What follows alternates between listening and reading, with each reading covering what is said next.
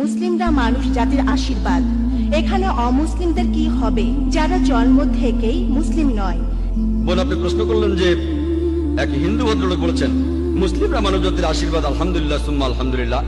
তবে একজন অমুসলিম যে জন্ম থেকে মুসলিম নয়, জীবনের কোন স্তরে সে ইসলামকে বুঝবে? প্রশ্নটার উত্তর দেওয়ার আগে আমি একটা বিষয় পরিষ্কার করে নিতে চাই।